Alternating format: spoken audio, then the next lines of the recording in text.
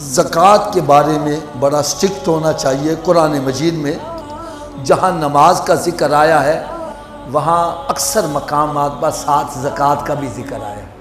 تو بعض علماء کرام نے فرمایا اس بندے کی نماز قبول نہیں جو مال میں سے زکوٰۃ نہیں ادا کرتا۔ تو زکوٰۃ ادا کرنے کے لیے میں بڑا ایک آسان سا نسخہ بتلایا کرتا ہوں، ہو سکے تو وہ آپ حضرات اس کو نوٹ کر لیں یا اپنے دل میں نوٹ کر لیں۔ سب سے پہلی بات، سال میں ایک مہینہ مقرر کر لیں، کوئی سا بھی مہینہ، کیونکہ سال گزرنے پر زکوٰۃ فرض ہوتی ہے۔ لیکن آپ یہ دیکھیں پورا سال آپ کے پاس کچھ پیسے آ جائے ہیں، کچھ اگلے دن آئے ہیں، کچھ اگلے دن آئے ہیں، کچھ چلے گئے، کچھ آئے، یہ سارا سال سلسلہ چلتا رہتا ہے۔ تو آپ اگر ہر مال کے اوپر سال گزرنے کا حساب لگانے لگے تو پھر آپ حساب کتاب میں ہی پڑے رہو گے۔ تو علماء کرام نے اس کا بڑا آسان سا حل بتلایا ہے۔ وہ فرماتے ہیں سال میں ایک مہینہ مقرر کر لیں۔ جیسے عموماً بندے رمضان شریف کا مہینہ مقرر کر لیتے، تو رمضان شریف کا مہینہ آیا ہے، اب بیٹھ کے دیکھو اس وقت میرے پاس چاہے 1 گھنٹہ پہلے کچھ آیا ہے وہ بھی شامل کر لو۔ اس وقت میرے پاس سونا کتنا ہے اس کی موجودہ ویلیو وہ لکھ لو، چاندی کتنی ہے اس کی ویلیو لکھ لو، کیونکہ جن چیزوں پر زکوٰۃ ہے میں اسی کا ذکر کر رہا ہوں۔ سونا، چاندی اور نقدی کتنی ہے، بینک بیلنس کتنا ہے، گھر میں کتنا رکھا ہوا ہے، لوگوں سے قرضہ کتنا لینا ہے وہ بھی شامل کرو، وہ بھی آپ کا ہی ہے۔ اگر آپ نے 10 لاکھ کی کمیٹی ڈالی ہے، 5 لاکھ جا چکا ہے، کمیٹی نہیں ملی، وہ 5 لاکھ بھی آپ کا جمع ہے، وہ بھی شامل کرو۔ سونا، چاندی، نقدی، اور نقدی میں جو آپ نے قرضہ لینا ہے لوگوں سے وہ بھی شامل کرو۔ اور پھر مال تجارت، کیا میں نے کہا؟ اگر آپ کے پاس دکان ہے، مال تجارت جتنا بھی ہے، گودام ہے اس میں جو مال رکھا ہوا ہے۔ اسی طرح اگر آپ نے کوئی پلاٹ یا مکان اس نیت سے لے کے رکھے ہیں، جیسے بندے کاروبار کرتے ہیں نا، پیسے ویسے پڑے ڈی ویلیوٹ ہوتے رہیں گے، چلو یار کو مکان لے لیتے ہیں، کل کو مہنگا ہوگا تو بیچ دیں گے، تو یہ مال تجارت میں آ جائے گا، اس کی بھی ویلیو شامل کرو۔ اور اگر آپ نے ویسے پلاٹ لے کے رکھا ہوا ہے کہ یار چل کل کو کام آ جائے گا، یا لے کے رینٹ پہ دے دیا، تو اس پہ زکوٰۃ نہیں ہے، وہ مال تجارت۔ وہ آپ سمجھتے ہیں کئی بندے انویسٹر ہوتے ہیں جن کا کام ہی ہوتا ہے یہ پلاٹ لے لو، یہ مکان لے لو، فلاں چیز لے لو، کل کو مہنگا ہوگا تو بیچ دیں گے، تو اس نیت سے جو مال لیا ہے اس کی بھی ویلیو نکال لو۔ پھر سن لو، سونا، چاندی، نقدی میں یا آپ نے لوگوں سے جو قرضہ لینا وہ بھی لے لو، وہ بھی شامل کر لو، اور مال تجارت، جو بھی مال تجارت اس کی موجودہ ویلیو وہ آپ نکال لو۔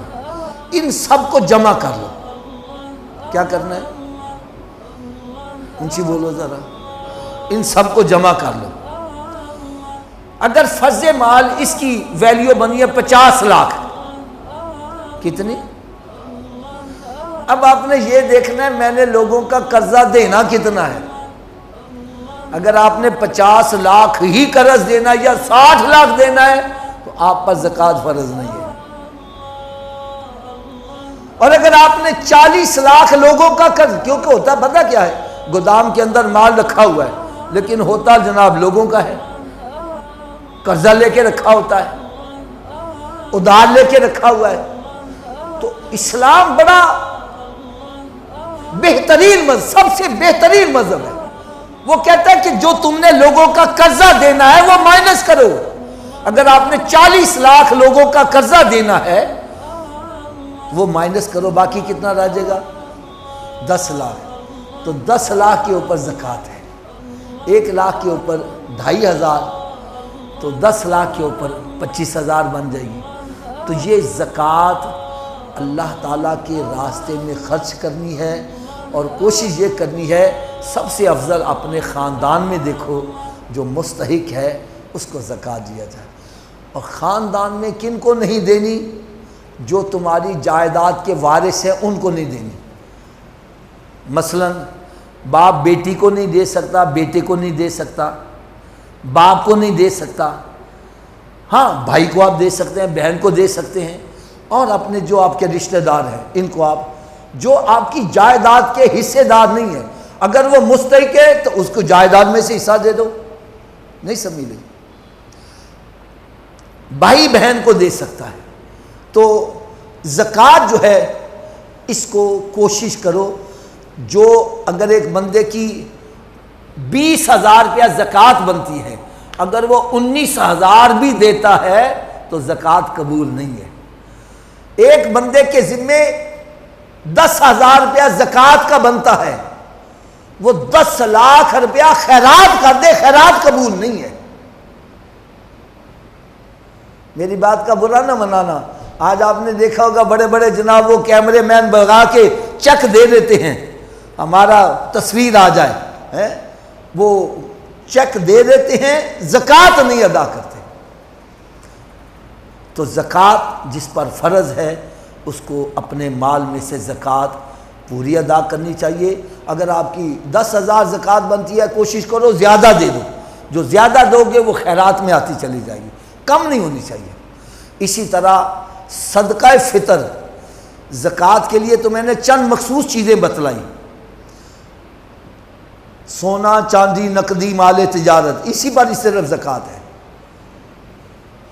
آپ کے پاس 2 کروڑ روپے کا ہیرا پڑا ہوا، اس پہ زکوٰۃ نہیں ہے۔